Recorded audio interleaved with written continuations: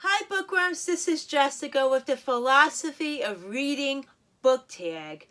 Right now so many booktubers are doing this tag and I thought to myself, what a thought-provoking tag to do. 1. What's most important, a good character, plot, or message? In my personal opinion, the plot is highly important, followed by a good character, and lastly the message. 2. Should one read books about ideas or opinions they disagree with? Yes, I believe one person should try to understand that other person's point of view. Everybody is different, and that's what makes the world a very interesting place to live in. 3. As tech advances, what do you think will be the role of books? Books will be around for a long time. Not everybody could read on e-readers for long periods of time because after a while it's wear and tear on the eyes. 4. How important are summaries, reviews, and art in your book choosing? When I pick up a book, the first thing I do is read the summary. That gives me a clear idea as to whether or not I will be interested in reading the book.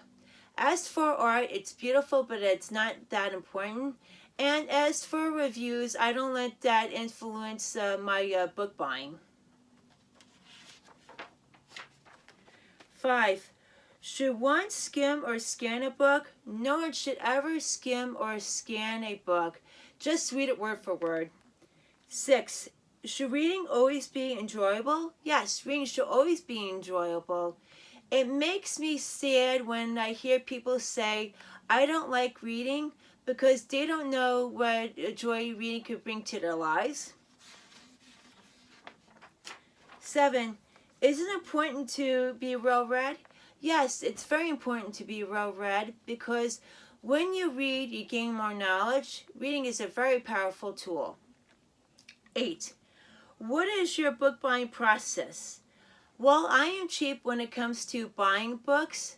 My Barnes & Noble membership gets a workout, and I wait until the book goes on sale. 9. What is your reading process? I only read one book at a time. I used to read 2 books at a time, but that got to be too much for me. 10. How do you use what you read? Reading should be fun. Very rarely I read a book for important information. 11. If you could download a book to your brain, would you still read? My brain is like a computer chip where it processes information, but I will still read a book. 12. What are your views of rereading a book? Never once did I reread a book, but I'm open to it. I would love to reread S.C. Hinton's The Outsiders. She got me into reading and writing. Please leave a comment down in the comments below. If anybody is doing an Outsiders read-along, I would really love to join in. 13. What makes a good book? For me, it's the author's writing style. 14.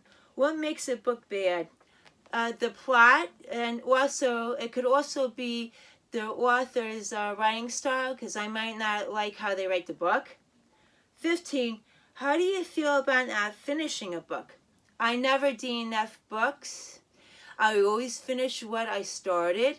If I were to DNF a book, that would make me feel bad. 16. Should the author's personal life matter at all? No, they should be completely separate from one another. 17. If you could only read one genre for the rest of the time, what would it be? I love reading contemporary fiction, especially Jodi Picoult's novels. 18. Do you ever read a book without knowing anything about it? I like to go into reading a book knowing something about it, but I'm open to not reading a book without knowing anything about it. 19. What authors, genres, or series or culture you just cannot get into? Historical fiction and I do not get along. I tried reading it a few times and it's just not for me. 20. Do you think everyone should read? Why? Everyone should read because it gets you thinking. It makes you more alert to the people and things around you. Plus, it can make you creative in everything in your everyday life. I hope you all enjoyed this video. Please hit the like and subscribe buttons. And this tag is open for anyone that wants to do it. I hope you all have a good reading week. Bye, bookworms.